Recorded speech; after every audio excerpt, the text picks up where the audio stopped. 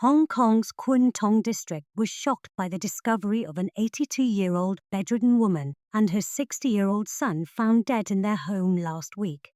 Preliminary police investigations suggest that the son may have died suddenly due to illness, leaving his paralyzed mother without care, which led to her starvation to death.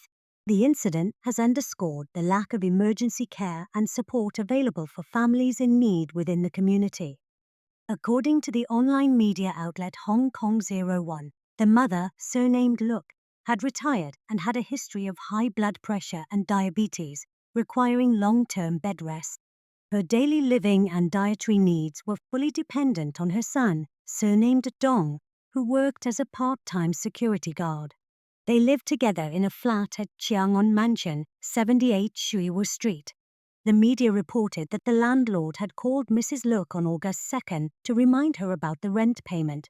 However, when the landlord called again that evening, Mrs. Look was already out of contact. By the afternoon of the 7th August, when the landlord went to collect the rent, there was no response from inside the flat.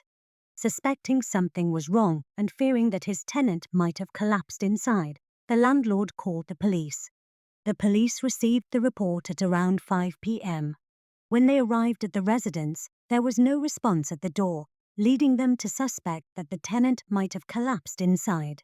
Rescue personnel arrived, forced entry into the apartment, and confirmed that both the mother and son were dead at the scene. Mr. Dong's body was found collapsed behind the wooden door, while Mrs. Look was lying on the bed in the bedroom. The bodies showed no obvious signs of injury, and no suicide notes were found, with no initial indications of suicide. Local authorities are investigating the cause of death. This latest long-term caretaker tragedy occurs nearly a year after the death of two intellectually disabled brothers in Sao Mau Ping in September of the previous year.